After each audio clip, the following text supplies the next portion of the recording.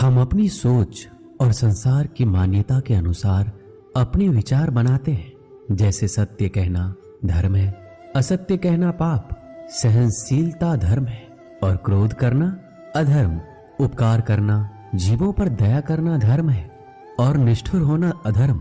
परंतु क्या यही सत्य है? क्या कभी कभी परिस्थितियां इन आवेशों को उल्टा नहीं कर देती? करती है। यदि इस संसार में कुछ धर्म है, कुछ पुण्य है, कुछ महान है, तो वह है परिस्थिति के अनुसार चलना। जटायु याद है आपको, जिन्होंने रावण पर क्रोध किया था, उस पर आक्रमण किया था। उस समय जटायु का क्रोध पाप नहीं था, वो धर्म था। इसलिए अंत में उन्हें भगवान राम की गोद मिली। और कुछ ऐसे भी होते हैं जो धर्म को सहनशीलता समझकर हर अन्याय को सहते हैं और अंत में वो बाणों की सैया पाते हैं। यदि कोई पशु या व्यक्ति अकारण आक्रमण करके किसी निर्दोष के प्राण लेने की चेष्टा करे तो उसके रक्षा हेतु उसका वध कर देना पाप नहीं, समय की मांग है, क्योंकि आक्रमण भी आत्मरक्षण ही है। यदि किसी दुष्ट की सहायता करने से सामान्य मनुष्य को कष्ट पहुंचे, पीड़ा पहुंचे, तो उसे सहायता ना देना ही धर्म है। अकारण क्रोध अस्वीकार्य है, परंतु यदि क्रोध से कुछ शुभ हो तो क्रोध और दंड भी धर्म ही है। संसार का सबसे बड़ा पाप क्या है? संसार का सबसे बड़ा पाप है किसी निर्बल को सताना, और संसार का सबसे बड़ा दंड भी उस निर्बल के मुख से निकली हाय है। श्री कृष्ण कहते हैं, आपने लोहार को लोहा पिघलाते हुए तो जरूर देखा होगा, और ये लोहा पिघलता है इस चमड़ी की बनी धौनकी से निकली हवा से। जरा आप सोचिए, एक मृत पशुओं की खाल से बनी धौनकी इतने कठोर लोहे को भस्म कर सकती है। ठीक उसी प्रकार आप चाहे जितने भी शक्तिशाली क्यों ना हो, यदि आपने किसी निर्दोष, किसी निर्बल को सताया तो उसके मन से निकली हाय और उसका श्राप आपके जीवन को भस्म कर सकता है। श्री कृष्ण कहते हैं, जगत में प्रत्येक व्यक्ति को किसी न किसी प्रकार की निर्बलता अवश्य होती है। जैसे कोई बहुत तेजी से दौड़ नहीं पाता तो कोई अधिक भार नहीं उठा पाता, कोई असाध्य रोग से पीड़ित रहता है तो कोई पढ़े हुए पाठों को स्मरण में नहीं रख पाता। ऐसे अनेकों उदाहरण और भी है। क्या आप किसी ऐसे व्यक्ति को जानते हैं जिसे सब कुछ प्राप्त हो और हम जीवन की उस एक निर्बलता को जीवन का केंद्र मानकर जीते हैं? हृदय में दुख और असंतोष दोनों सदा रहते हैं। निर्बलता मनुष्य को जन्म से अथवा संयोग से प्राप्त होती है, किंतु उस निर्बलता को मनुष्य अपने ही मन की मर्यादा बना लेते हैं। किंतु कुछ व्यक्ति ऐसे भी होते हैं जो अपने पुरुषार्थ और श्रम से उस निर्बलता को पराजित कर देते हैं। क्या भेद है उनमें और अन्य लोगों में? क्या आपने कभी विचार किया है? सरल सा उत्तर है इसका, जो व्यक्ति निर्बलता से पराजित नहीं होता, जो पुरुषार्थ करने का साहस रखता है, हृदय में वो निर्बलता को पार कर जाता है। अर्थात निर्बलता अवश्य ईश्वर देता है, किंतु मर्यादा मनुष्य का मन ही निर्मित करता है। श्री कृष्ण कहते हैं, द्वंद्व दो मनुष्य के मध्य होता है, परंतु विजय सदैव एक ही मनुष्य को मिलती है। जबकि समान रूप से दोनों शक्तिशाली होते हैं और दोनों व्यक्ति समान ज्ञान प्राप्त करते हैं, लेकिन सफलता एक को ही मिलती है। इसका कारण क्या है? मान लो दो प्रकार के लोहे होते हैं, एक ठंडा, एक गर्म। कभी सोचा है, लोहकार लोहे को लोहे से ही काटता है, परंतु सदैव ठंडा लोहा ही गर्म लोहे को काट पाता है। और यही नीति मनुष्यों पर भी लागू होती है। जब युद्ध होता है तो जिसके मन में ईर्ष्या होती है, जलन होती है, आक्रोश होता है, वह गर्म लोहे के समान है।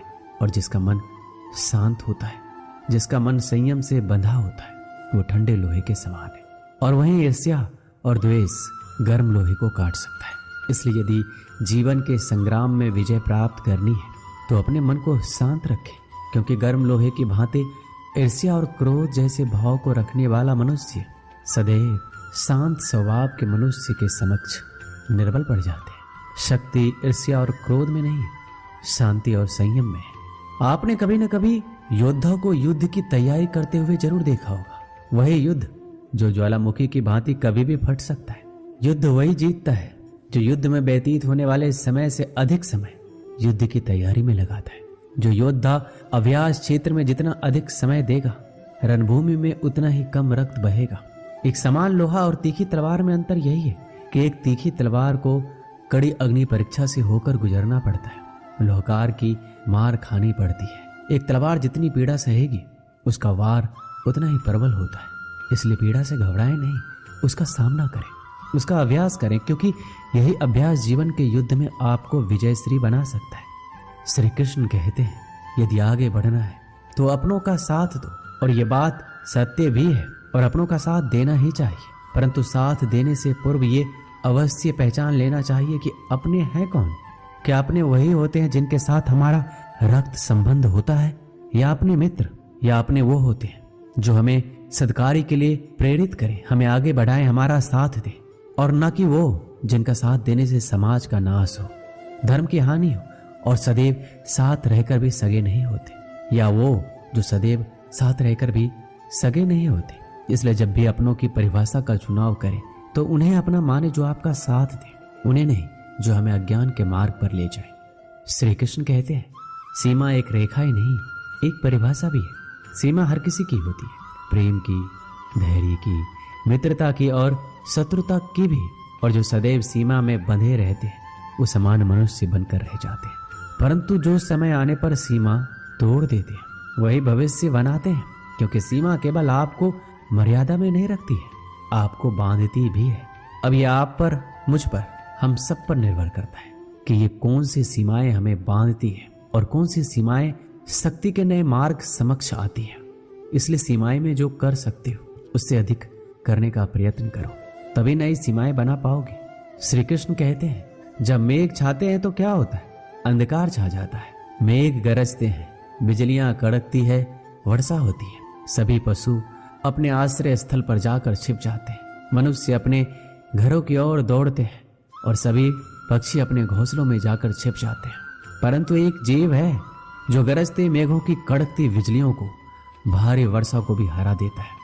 वो जीव है बाज, क्योंकि वो समस्या की जड़ों से ऊपर उड़ता है। वो गरजते मेघों से, कड़कती बिजलियों से, भारी वर्षा से ऊपर उड़ता है। इनमें यही अंतर है, हारने वालों में और जीतने वालों में।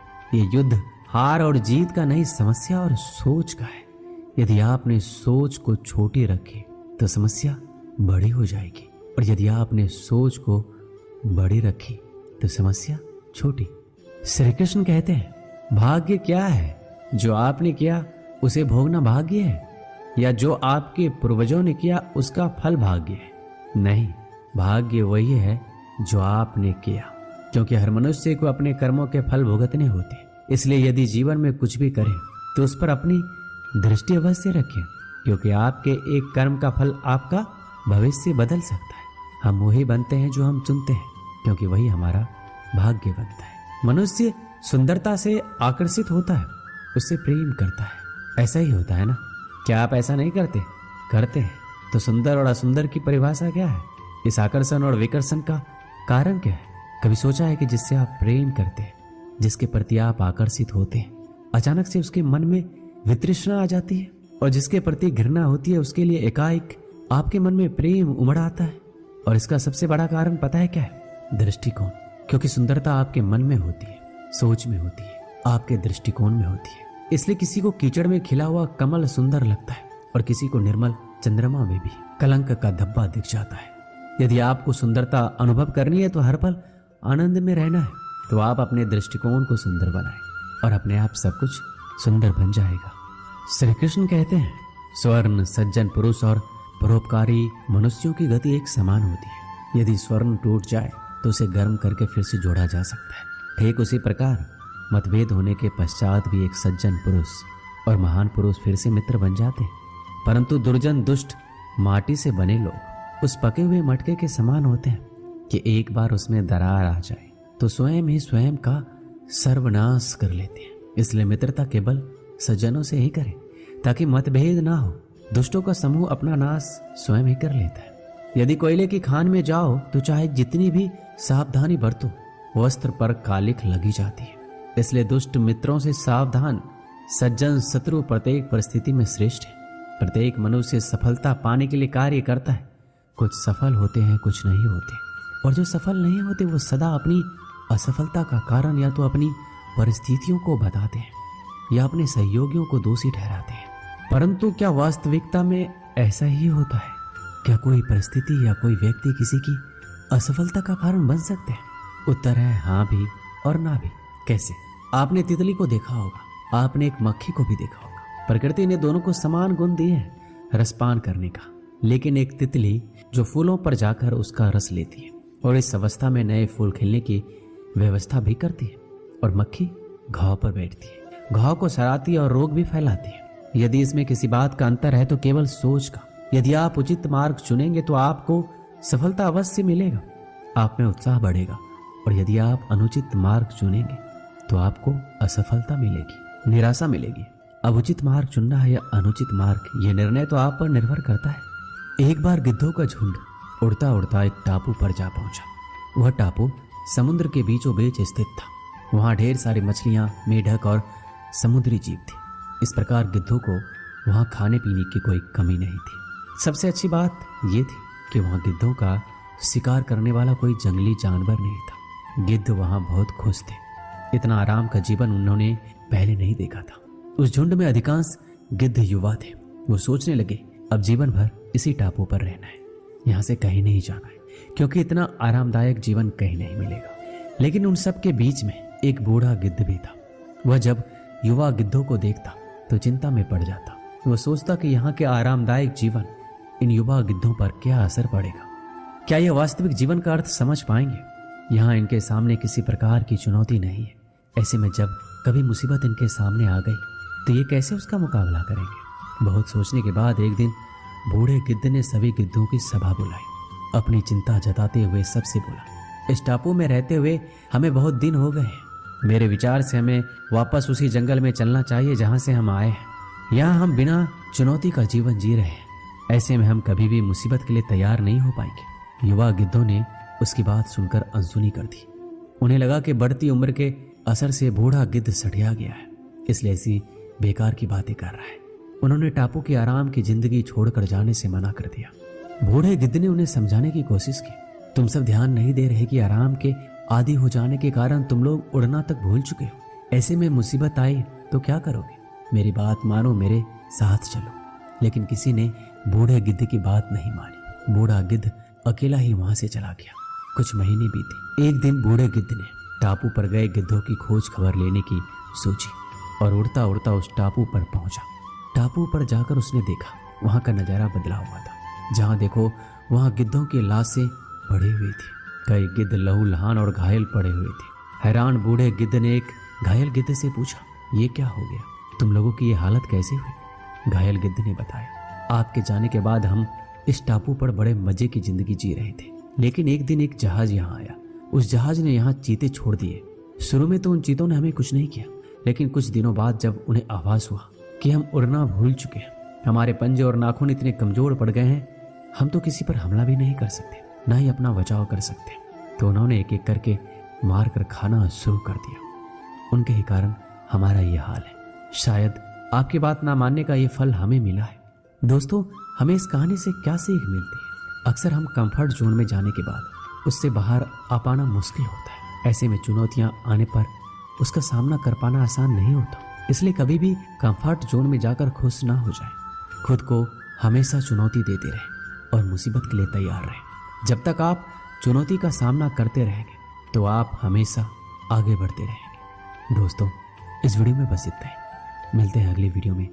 अपना ख्याल रखिएगा। जय श्री कृष्ण।